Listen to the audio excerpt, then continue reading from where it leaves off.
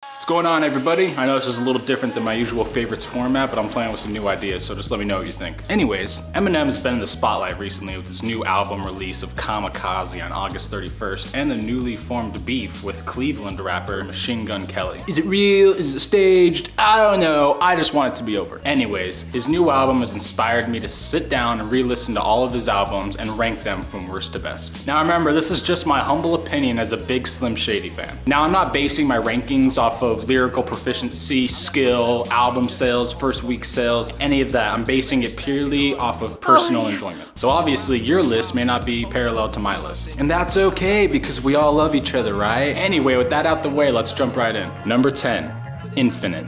Eminem's debut album released just 10 days before my birth back in '96, pissed, and was a commercial failure, only selling about 1,000 copies out of Eminem's trunk. This is before the Slim Shady persona was even invented by Eminem, and it's evident in the album as he only focuses on his daughter and getting rich, not so much murder, raping women, hitting bitches, robbing liquor stores, doing mad drugs. Has nothing to do with any of that. It's really just his coming along, having a daughter, wanting to make it in the music business. This was definitely a growing stage at the time, and Marshall Mathers has said this in interviews that this wasn't even really an album. Obviously it's still an album because he released it, but nowadays when he looks back, it's really more of a demo track. Eminem was still trying to figure out how to present his music and how to present himself to the audience. It's not my least favorite because of any lack of skill. The skill is there, the lyrics are there, the writing is proficient. It's just not the Eminem that we all know and love. Number 9, Revival.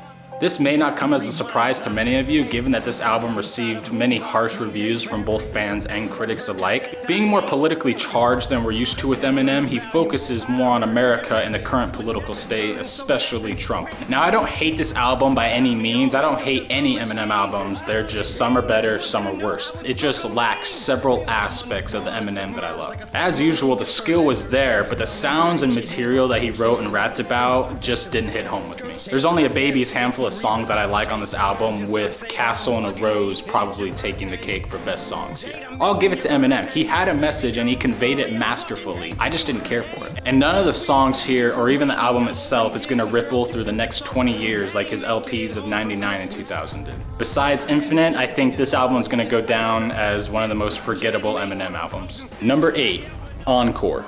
This was a pretty big letdown coming in 2004. With 2 hits, Mockingbird and Like Toy Soldiers, and a few other fun songs, this album was for the most part pretty hard to listen to. It's a thick album with 23 tracks if you count the bonus ones. I would have been much happier if cutting the album in half, producing only 12 songs, also meant that the quality of those songs was increased exponentially. That being said, it still has 2 huge hits with a few other fun songs like One Shot, Two Shot featuring D12, which is why I placed this album above Revival. It was bad, but it'll still be remembered. Number 7, Relapse.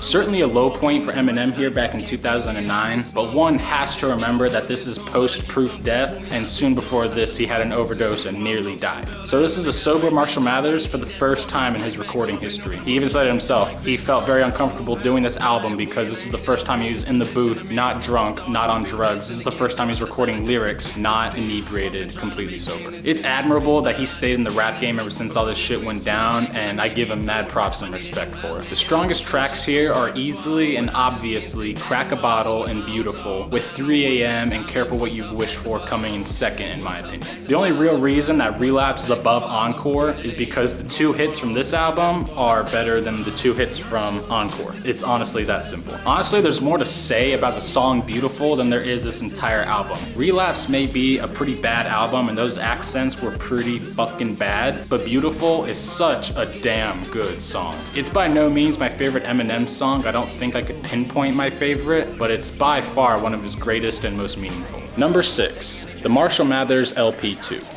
Now I'm sure this one comes as a surprise, but let me explain. This album is amazing. I think it showcased the best writing that we've ever seen from Eminem, and his technical rapping abilities were insane here, especially with the highly coveted and Guinness Book of World Record breaking Rap God. This is peak Eminem here, folks, so far at least. But as far as quantity of songs that you'll catch me listening to on the daily, there's only about 5 or 6 songs out of the 21 present that would make it. Remember, this is my personal list, not a list of which albums are technically drastically better. Again, this album was fantastic and I hold no negative thoughts towards it, except for one. The song Love Game was the first and only collaboration between Eminem and Kendrick Lamar, arguably two of the greatest rappers of all time, and the song itself was extremely weak. I expected something truly amazing when I heard that Kendrick Lamar was featured on one of the songs here. Besides the Kendrick Lamar problem, this album is fantastic. I hope that they collaborate again soon. Number 5, The Eminem Show.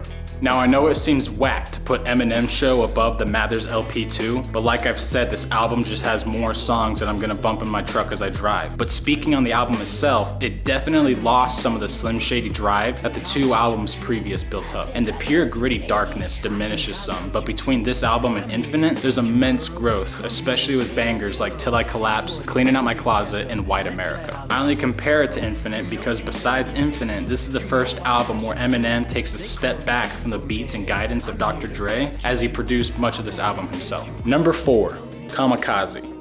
Eminem's newest album, which he has controversy with the likes of Machine Gun Kelly and Diddy being upset by it. But that was the fucking point. This is the Eminem attitude I've been waiting for. This whole album is in response to all the bad reviews and harsh criticism that he got for Revival. That's why it was released within a year of Revival's release. Not giving a fuck and attacking everybody, even if it ruins his career, which it won't. Honestly, again, this might be the strongest we've seen Eminem since the LPs of 99 and 2000. Bringing back the Shady persona and parts of it, this album holds up skill-wise and enjoyment-wise. Some of the material is fresh, but also laced with familiarity. In my opinion, it was smart to primarily leave politics out of this album, even though there is still a few jabs towards Trump and Pence and politics today. But there's also jabs here and there at everybody else in the rap game. Number 3, the Slim Shady LP. There's nothing I can say here that I'm sure you haven't heard countless times, but this album changed the game. Gritty and dark as fuck, pretty much at all times, with songs like 97 Bonnie and Clyde, which still take me back when I hear it today. Rock Bottom is really the only song here where Eminem steps away from the murdering maniac persona and speaks more on his personal life and what it's like to be where he was at the time that this album was being released. The rest of the album is pretty much murder, violence, and drugs. Now I can understand where adults and older people at the time of this album's released were getting upset about and calling him disgusting and the Antichrist, but fuck them. This album was great. Now there's a few songs on this album that aren't as top tier as the rest, but lyrically, they're all outstanding. Number 2, the Marshall Mathers LP. Rinse, wash, repeat. Nothing I can say here that you haven't already heard. Laced with drugs, murder, disses, impressive lyrics and flow. There's several iconic songs here and several extremely dark songs like Kim, which serves as a prequel to the 97 Bonnie and Clyde that I was talking about before. Both of these LPs are and will forever remain iconic. Now here it is. I'm sure you can figure it out by process of elimination. Number 1, Recovery.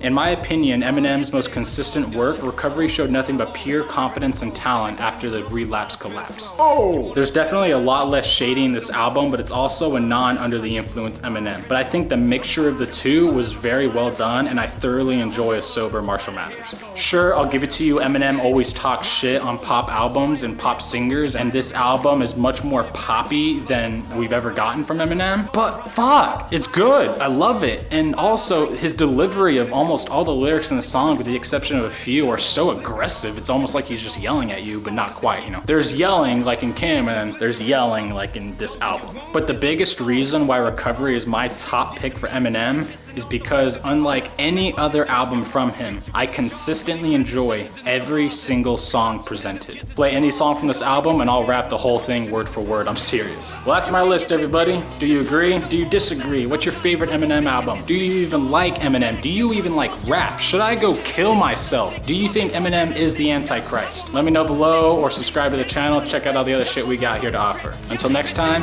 stay nasty. Dick dummy, you get your butt kicked. Fuck all that love shit, honey. Yeah, I laugh when I call you a slut. It's funny, shorty, damn.